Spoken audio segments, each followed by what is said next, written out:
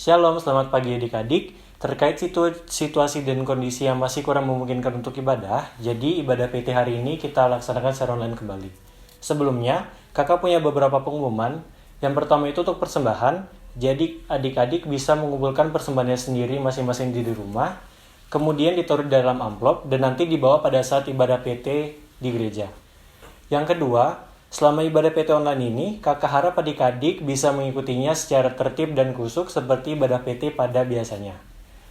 Oke, sebelum ibadah kita dimulai, kakak persilakan adik-adik buat saat teduh sejenak. Saat teduh dimulai.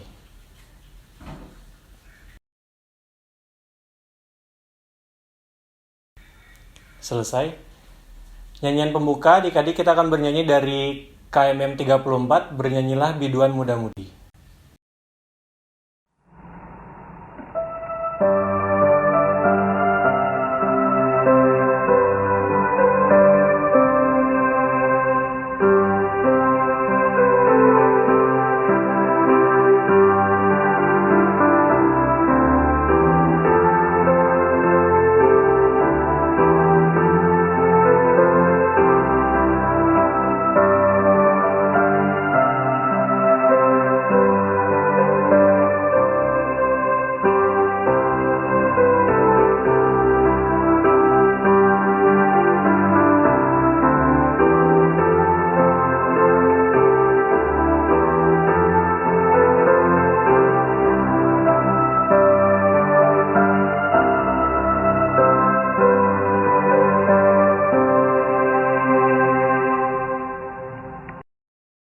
Mari adik-adik kita satu di dalam doa, kita berdoa.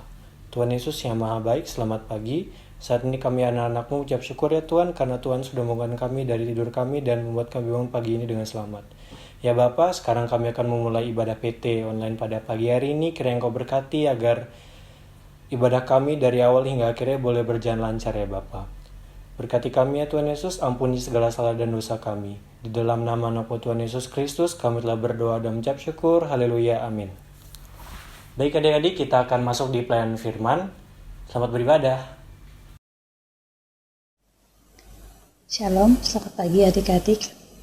Mari kita memulai ibadah kita pada hari Minggu ini.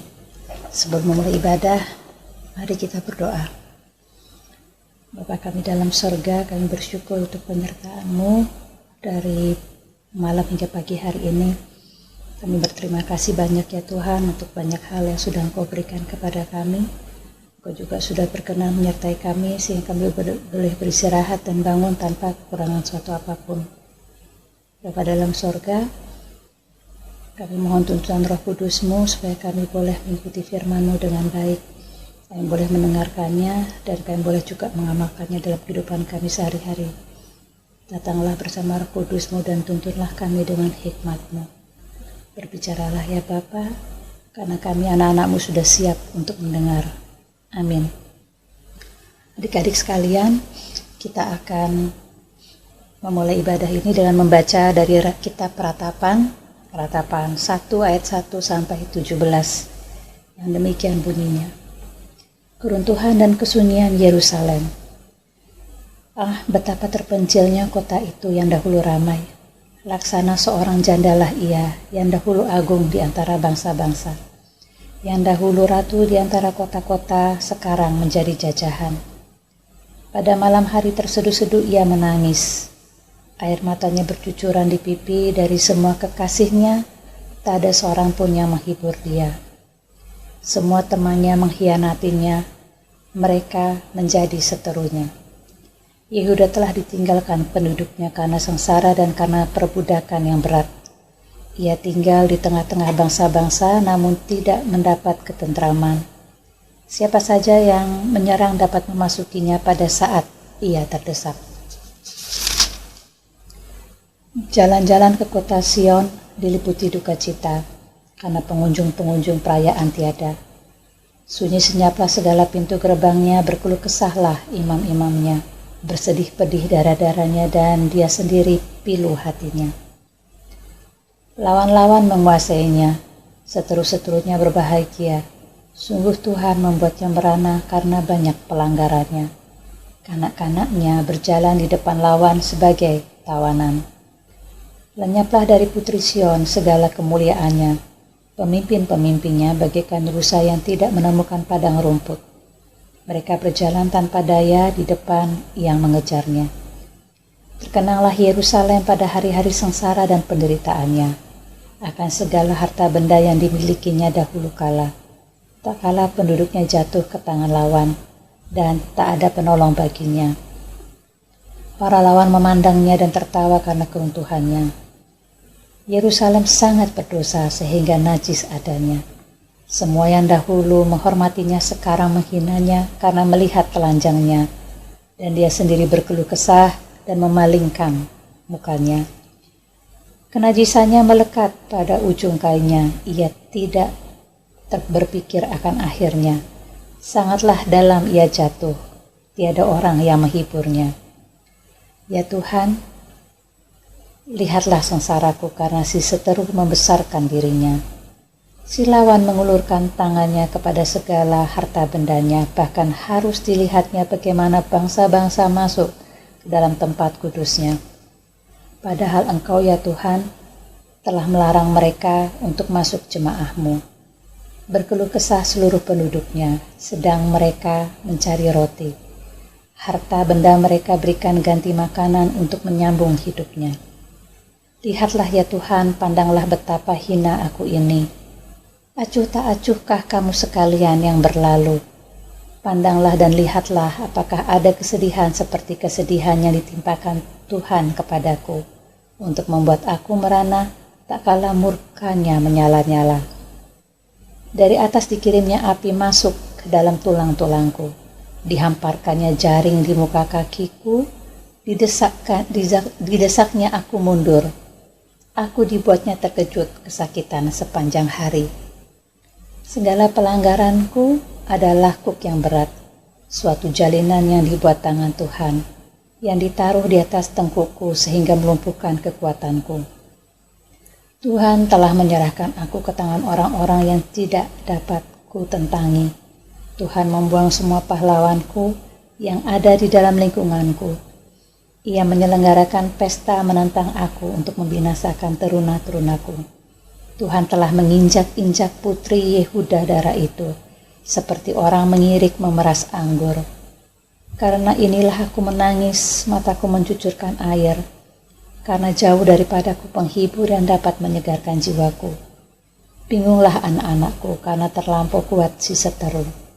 Sion mengulurkan tangannya, tetapi tak ada orang yang menghiburnya. Terhadap Yakub dikerahkan Tuhan tetangga-tetangganya sebagai lawan. Yerusalem telah menjadi najis di tengah-tengah mereka.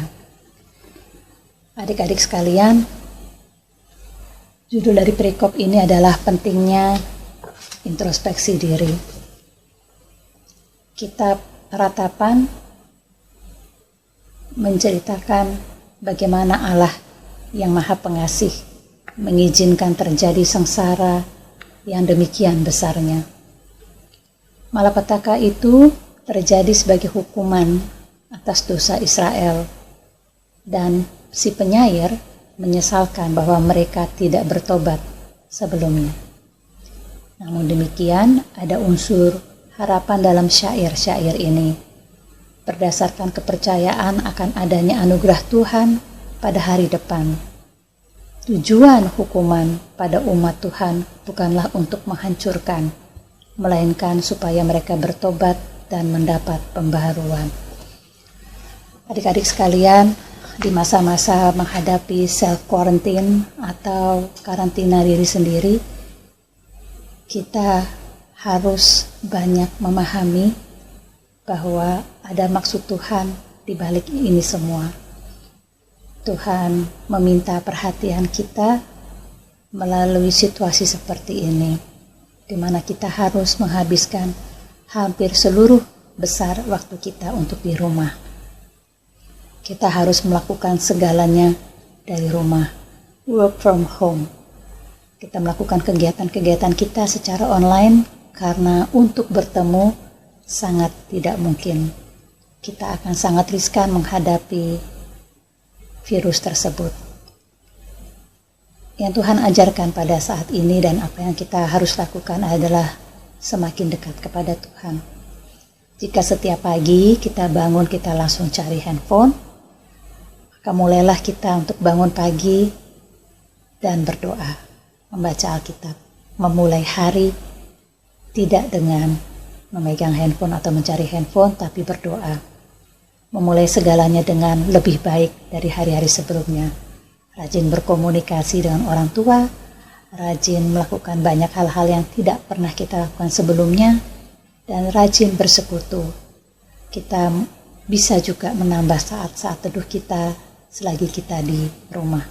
Dengan bersaat teduh, dengan bersekutu, kita akan semakin diperbaharui dan diyakinkan bahwa Tuhan mengizinkan segalanya terjadi, tetapi Ia juga akan menyelesaikannya dengan baik.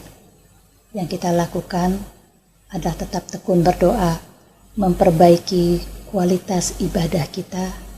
Kita tidak saja mengandalkan kekayaan, kepintaran maupun hal-hal duniawi, tapi kita akan selalu menempatkan Tuhan di dalam kehidupan kita. Mulailah rajin berdoa, mulailah rajin bersekutu, mulailah mengutamakan Tuhan dalam setiap langkah kehidupan kita. Kita percaya bahwa apapun yang dilakukan Tuhan pada saat ini, itu semua untuk kebaikan kita. Kita akan rajin melakukan banyak hal-hal yang belum pernah kita lakukan sebelumnya. Contohnya, jika dalam ibadah kita lebih sering main HP, nah pada ibadah-ibadah yang akan datang, kita akan lebih fokus pada ibadah itu sendiri dan bukan pada HP. Dan kita juga akan lebih sering bersaat teduh dengan tekun dan rajin, serta konsisten memahami Alkitab dan membaca hal-hal yang menguatkan dari firman itu sendiri. Adik-adik sekalian, kiranya firman Tuhan yang singkat ini boleh mengingatkan kita untuk selalu tekun dan tetap bersuka cita. Tidak ada alasan takut, tapi kita harus tetap waspada, mengikuti anjuran pemerintah, mengikuti apa yang difirmankan Tuhan juga. Tetap sehat, tetap beribadah, semakin rajin beribadah, semakin rajin memuliakan Tuhan, sehingga iman dan jiwa kita kuat. Ingat, hati yang gembira adalah obat. Terima kasih banyak atas perhatian adik-adik. Ini sebuah ibadah yang cukup singkat, tapi saya merasa bahwa ibadah ini akan tetap selalu bisa kita laksanakan, dan semoga keadaan akan semakin membaik. Tetap semangat adik-adik, tetap melayani Tuhan. Ingat, dahulukan Tuhan dalam kehidupan kita sehari-hari. Sampai jumpa di ibadah hari Minggu Persekutuan Taruna yang akan datang. Amin. Tuhan Yesus memberkati. Marilah kita berdoa sebagai penutup dari ibadah ini. Bapa dalam sorga, terima kasih untuk ibadah yang singkat namun indah ini. Terima kasih untuk pesan-pesan yang sudah Engkau berikan kepada kami.